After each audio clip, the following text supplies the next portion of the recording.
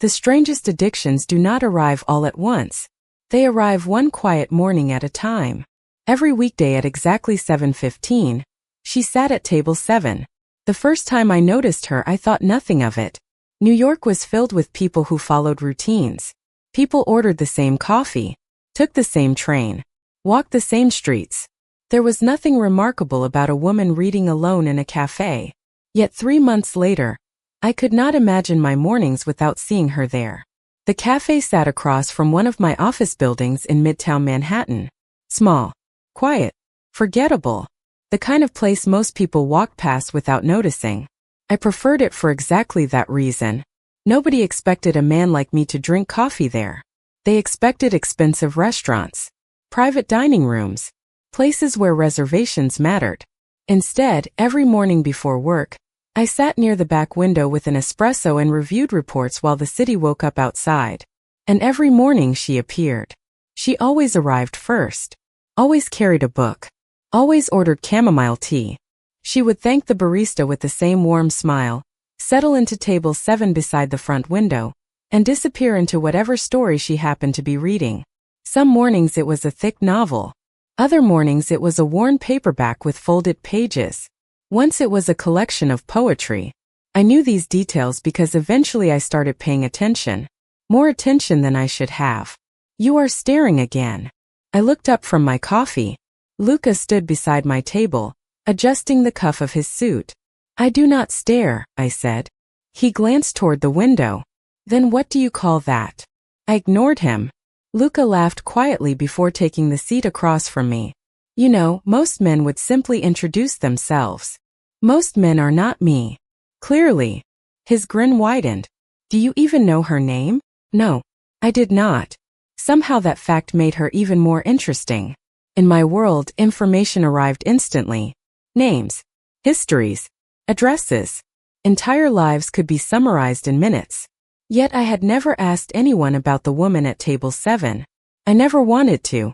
Knowing too much too quickly felt like cheating. Instead, I watched small details accumulate naturally. She preferred window seats. She turned pages slowly. She smiled whenever she read something she loved. She often tucked loose strands of blonde hair behind one ear when concentrating. Ordinary things. Human things. Real things. The city rushed around her every morning, but she never seemed rushed herself. I admired that. More than I should have. One rainy Thursday, I arrived later than usual. Traffic had delayed me nearly 20 minutes. The moment I entered the cafe, my eyes moved automatically toward table 7. Empty.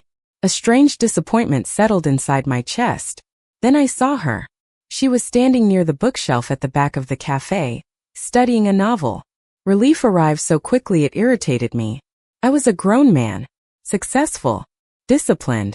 Respected. Yet somehow a stranger's presence affected my mood. She selected a book, returned to her table, and opened it carefully.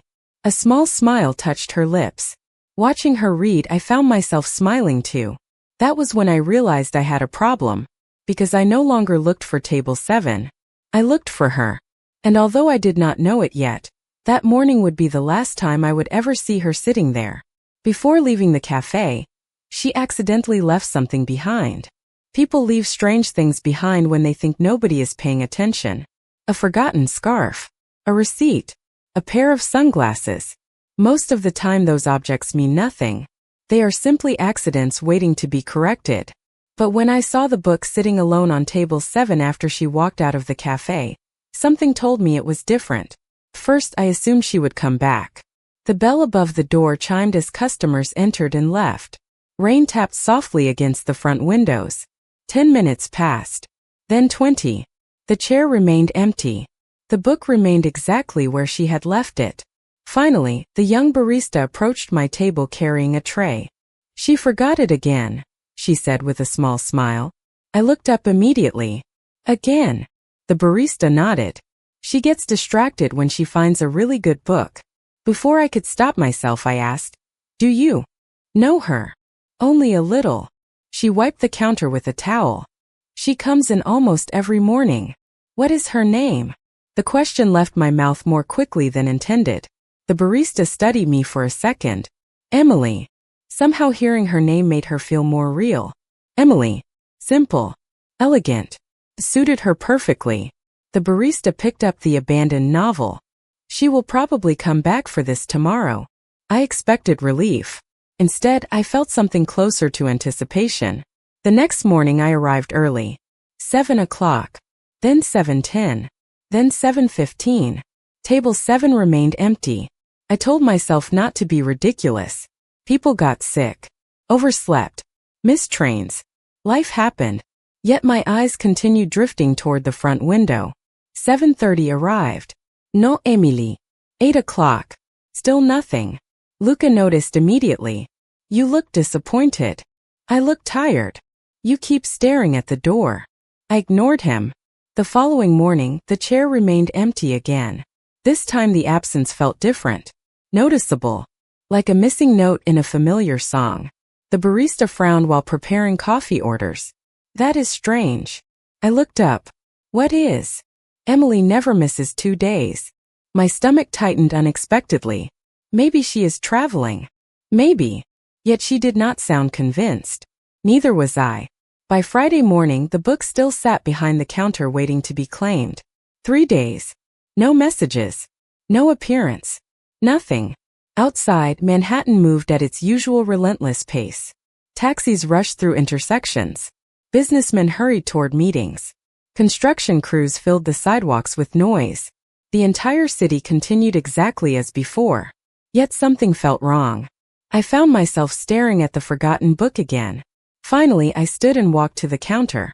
May I see it? The barista handed it over without hesitation. It was a worn hardcover novel. The edges showed years of use. Several pages contained handwritten notes in blue ink. Then I noticed something tucked between chapters near the middle. A folded piece of paper. My pulse quickened. Carefully I opened it. It was not a bookmark. It was a note. A single sentence written in neat handwriting. The message was brief enough to fit on one line. Yet the moment I read it, every instinct inside me sharpened. Because the words did not sound like something a woman planning her next ordinary morning would write. They sounded like goodbye. And suddenly, for the first time since I had noticed her sitting at table 7, I became genuinely worried. The note contained only 8 words. If you are reading this, I am gone. I stared at the sentence for a long time. Around me, the café continued operating as usual. Cups clinked against saucers. The espresso machine hissed. Customers checked their phones and rushed toward meetings. Nobody else seemed to understand why those 8 words felt so heavy. Maybe they would have looked ordinary to someone else. To me, they felt deliberate. Final. I folded the paper carefully and slipped it back inside the book. What does it say? The barista asked. I looked up. Nothing important. The lie came easily. Something told me the note had not been written for strangers. Yet all morning the words followed me. By noon, I was sitting inside my office on the 43rd floor overlooking Manhattan.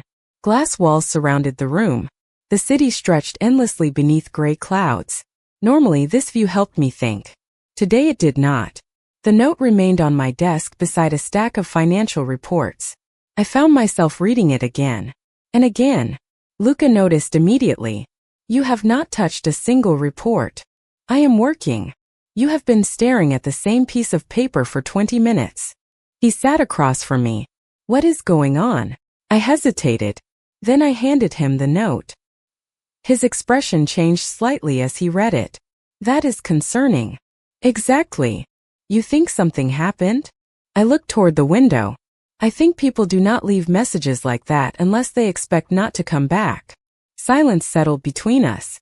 Finally, Luca leaned forward. Then find her. The suggestion should have sounded absurd. Instead, it felt obvious. I knew almost nothing about Emily. A first name. A favorite table. A habit of reading books while drinking chamomile tea. Yet somehow that felt like enough to begin. The cafe has security cameras, I said. Quietly. They might show where she went. Luca smiled faintly. Now you sound like yourself again. An hour later, I was back at the cafe speaking with the owner.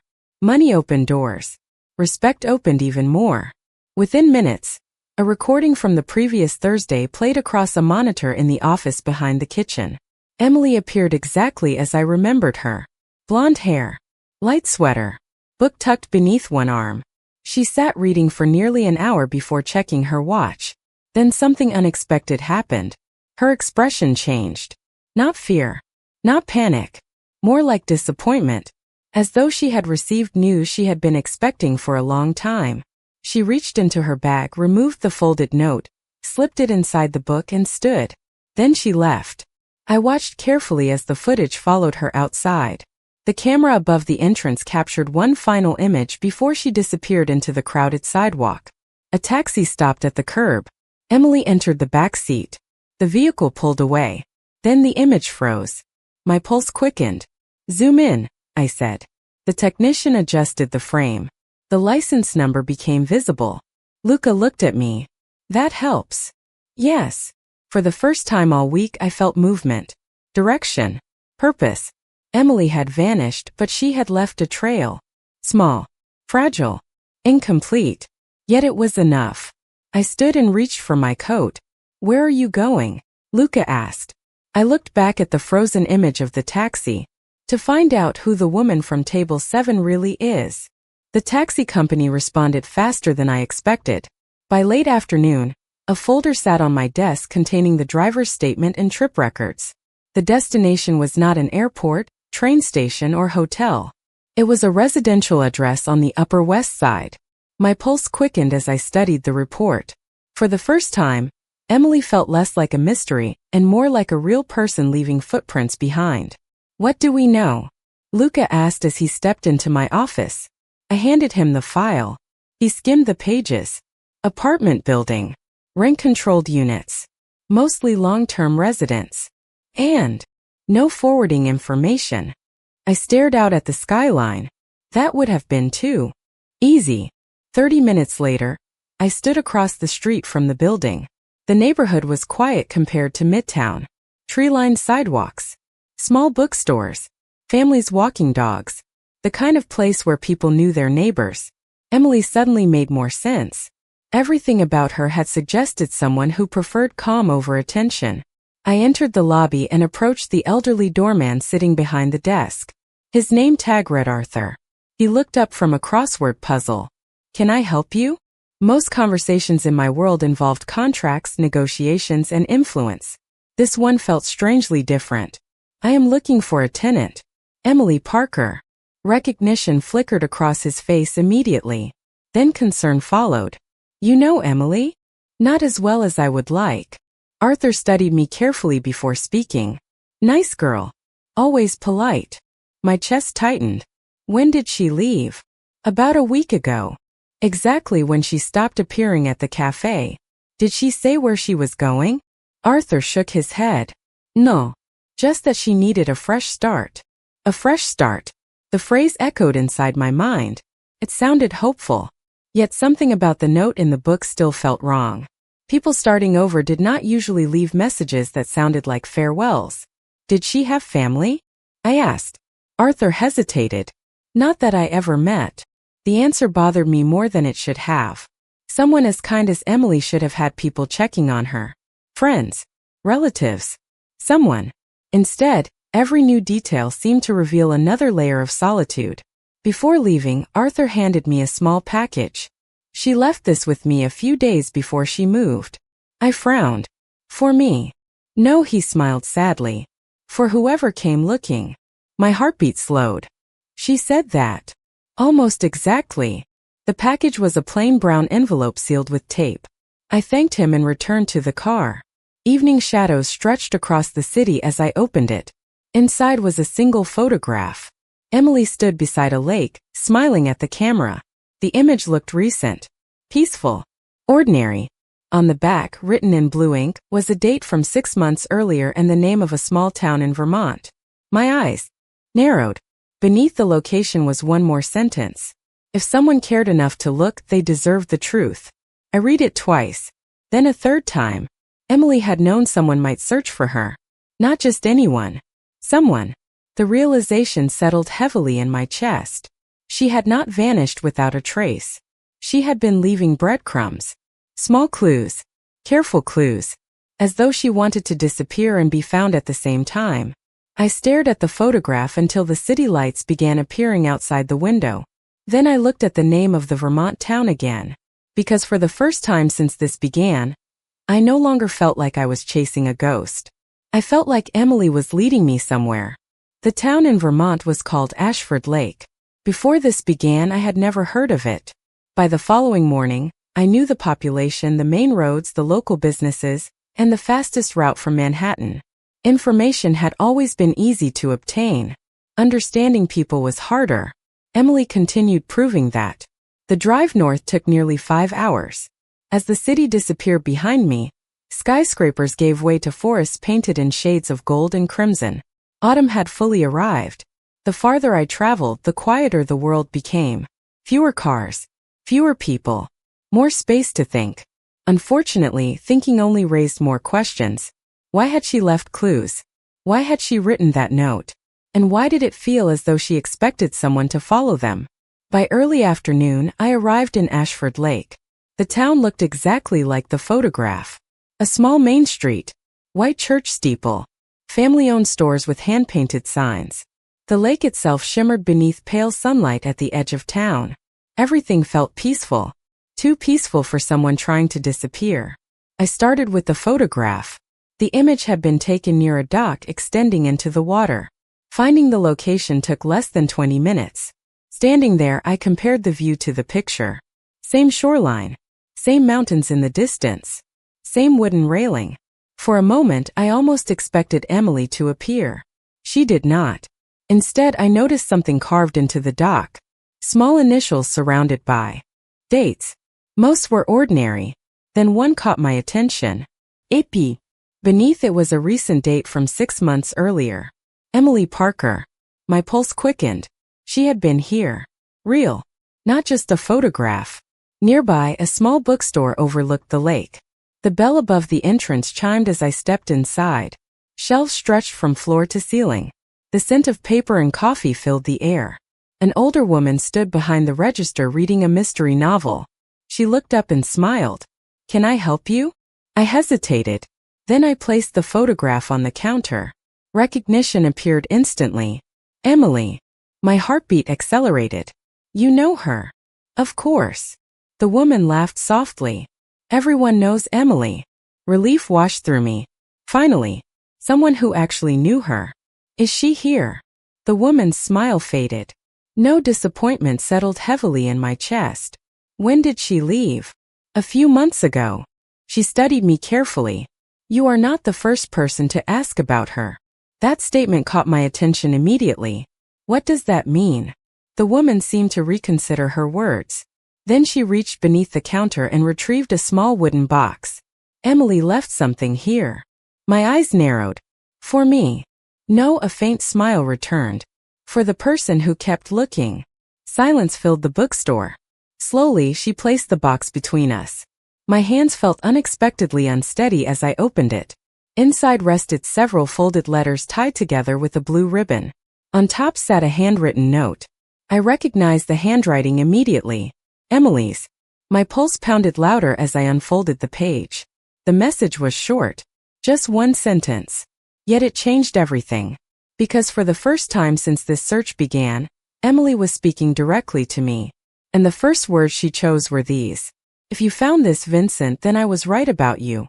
For several seconds I simply stared at the note. The bookstore around me seemed to fade into the background. The shelves. The customers. The quiet music drifting from hidden speakers. None of it mattered anymore. Emily knew my name. Not guessed. Not assumed. Knew. I read the sentence again. "If you found this, Vincent, then I was right. About you." My heartbeat slowed into something steadier. Stranger than surprise was the feeling that followed. Relief. Somehow, without realizing it, I had been afraid of reaching the end of this search and discovering that none of it meant anything. That I had imagined a connection where none existed. Yet the note in my hands proved otherwise. Emily had expected me. The older woman behind the counter smiled gently. "You should read the letters." I looked down at the bundle tied with the blue ribbon. There were 6 in total. None appeared sealed. They looked worn from handling, as though Emily had written them over time. Carefully, I untied the ribbon and opened the first one. The handwriting was neat and familiar. The letter began without greeting. Sometimes I wonder if people notice each other anymore. The words pulled me in immediately. I continued reading. Emily wrote about loneliness. Not dramatic loneliness. Not the kind people talked about openly. The quieter kind. The kind that settled into everyday routines until it felt normal. She described crowded streets that still felt empty. Coffee shops filled with conversations she never joined. Entire days passing without anyone asking how she was doing. By the time I reached the end of the first letter, my chest felt unexpectedly heavy. The second letter revealed more. Emily had grown up moving constantly from town to town. New schools, new neighborhoods, new beginnings.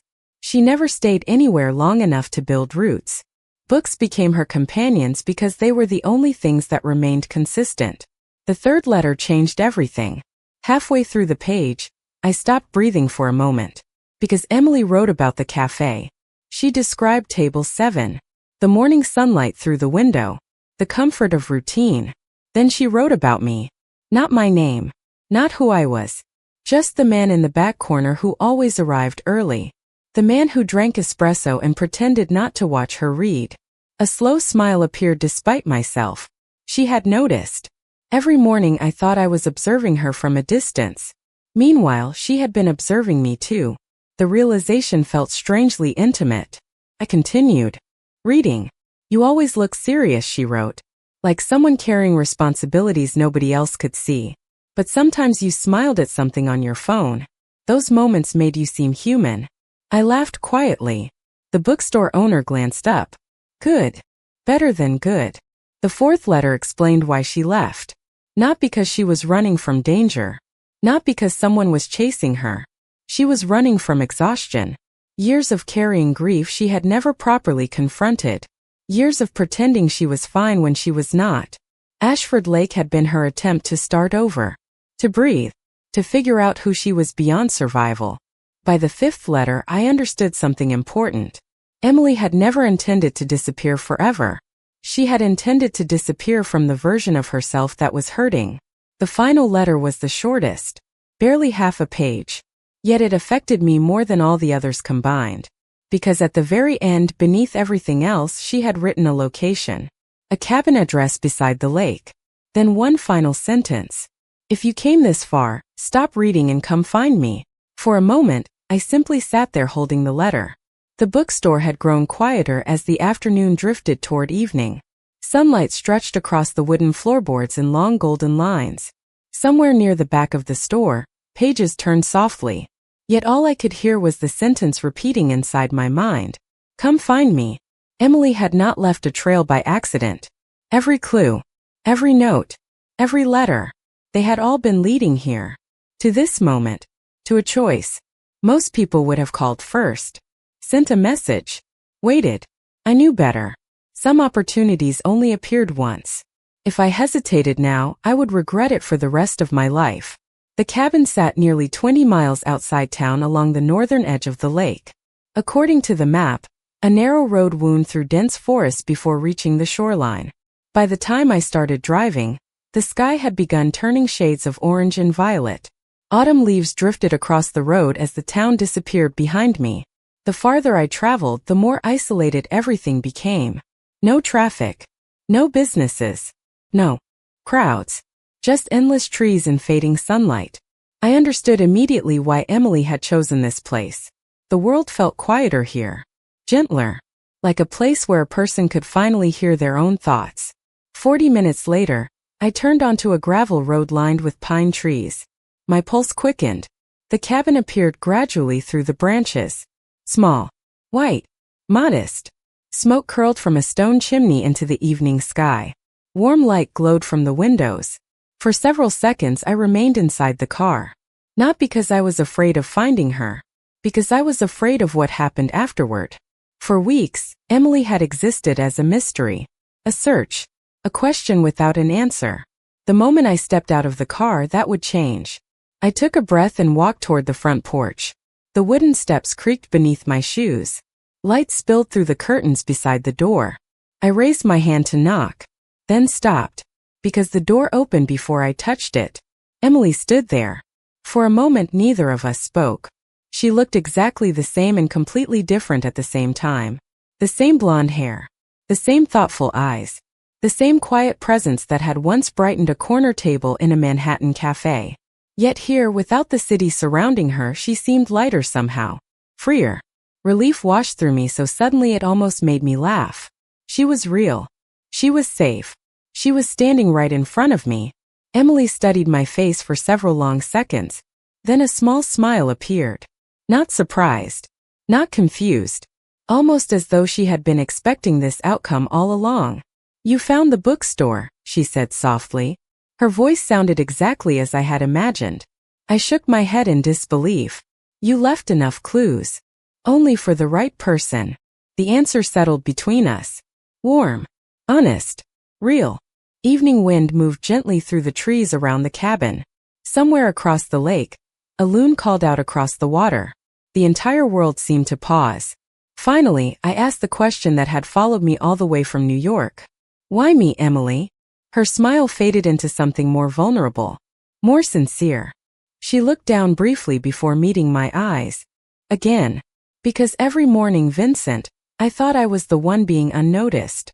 She took a small step closer. "Then I realized you were watching too." Emily stepped aside and opened the door wider. "You should come in." The cabin was warm and smelled faintly of cedar and tea. Books lined nearly every shelf.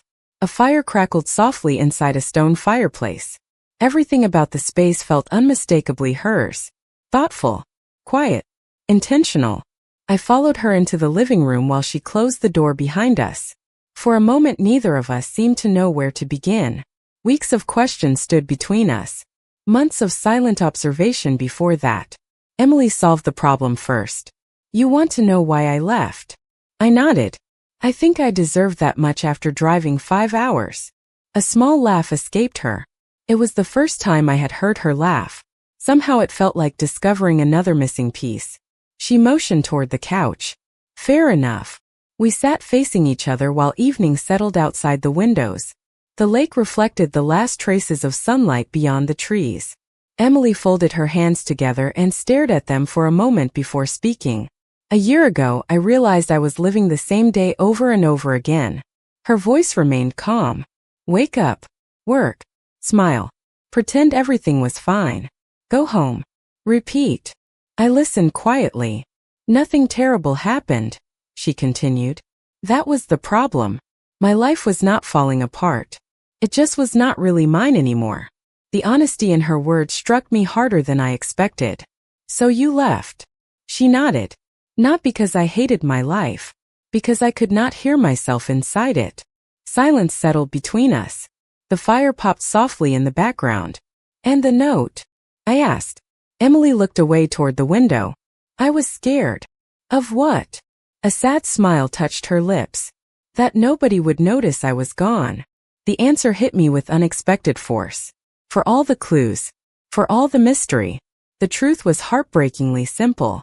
She had spent so long feeling invisible that part of her believed she could disappear without leaving an empty space behind. "Then why leave clues?" I asked softly. Her eyes met mine. "Because." Another part of me hoped I was wrong. The room felt smaller somehow. More intimate. More honest. Emily stood and walked toward a bookshelf. She removed a worn journal and carried it back to me. "Read the first page." I opened it carefully. The handwriting was familiar. At the top of the page sat a date from nearly 6 months earlier. Beneath it was a single sentence. "There is a man in a cafe who always looks for me before he looks at anything else." My chest tightened. I turned the page. Then another. And another. Entries stretched across months. Small observations. Moments I never knew she had noticed. The mornings I arrived late. The days I seemed tired. The rare occasions I laughed. She had been watching too. Just as carefully as I had. When I finally looked up, Emily was studying my expression. "You see now?" she asked quietly. I nodded. "You knew." "Not at first." Her smile softened. "But eventually I realized something." "What?" Evening shadows danced across the walls as she took a slow breath. "You never approached me because you respected my space." Her eyes held mine. And I never approached you because I was afraid of losing the comfort of wondering. Neither of us spoke for several seconds. Then Emily stepped closer and smiled. The funny thing is that we spent months sitting in the same room, waiting for the other person to make the first move. The next morning arrived wrapped in silver mist drifting across the lake. For the first time in weeks, I woke without questions chasing me. Emily was real. She was safe. And somehow, despite all the distance between our worlds, we had finally reached the same place. I found her sitting on the dock behind the cabin with a book resting in her lap. The sight made me smile immediately. Some things apparently never changed. She looked up as I approached. "Good morning." "Good morning." I sat beside her while the lake reflected the pale colors of dawn. For several minutes neither of us spoke. The silence felt comfortable now. Earned. Emily closed her book and looked out across the water. "You know," she said softly, "I always imagined what would happen if we actually talked." I laughed. "Only imagined? 4 months." She smiled. "Sometimes you seemed intimidating." "Intimidating? You always looked like you were carrying the weight of an entire city." I shook my head. "That does not sound dramatic at all." Her laughter echoed gently across the lake. The sound felt lighter than anything I had heard in a long time. By afternoon we walked through town together. Ashford Lake moved at its own pace. People waved from storefronts. Children rode bicycles along quiet streets. Nobody seemed impressed by wealth or status. It was refreshing. For once I was not Vincent Moretti the businessman. I was simply Vincent, the man following a woman through a bookstore while she recommended novels I should have read years ago. The woman behind the counter smiled knowingly when we entered. Emily immediately rolled her eyes. "Do not start." "I am not saying anything," the woman replied. "You are smiling. That is not illegal." Emily groaned while I laughed. Watching her interact with people who genuinely cared about her revealed something important. She had not come here to disappear. She had come here to heal. There was a difference. Later that evening, we returned to the dock as the sun sank behind the mountains. Golden light stretched across the lake. Autumn leaves drifted through the air. The entire world seemed painted in shades of amber and gold. Emily leaned against the railing beside me. "I should tell you something." "All right." "When I left New York, I thought nobody would notice." Her voice remained steady. "Then every clue I left became a test." I looked toward her. "A test?" She nodded. "I wanted to know if someone would care enough to keep looking." Silence settled between us. "And?" I asked softly. Emily smiled. "You drove 5 hours to a town you had never heard of. Then you followed a trail of letters across an entire state." She shook her head slightly. "I think I have my answer." The sun continued sinking beyond the horizon. For a moment neither of us spoke. Then I remembered the café. Table 7. The countless mornings that had started all of this. "You know what I regret?" I asked. "What?" "I should have introduced myself on the first day." Emily laughed. "I would not have known what to say." "Neither would I." "Then maybe it happened exactly the way it was supposed to." The last traces of sunlight disappeared beyond the lake. Lights began appearing inside the cabins scattered along the shoreline. Peace settled over everything. I looked at Emily standing beside me and realized something simple. Sometimes people enter your life quietly. They sit across a room. Turn pages. Sitter. Become part of your morning before you ever learn their name. And sometimes the person you think you are searching for is actually the person who teaches you that being seen and being understood are not the same thing. Emily reached for her book and smiled. "Tomorrow morning?" I asked. "Tomorrow morning."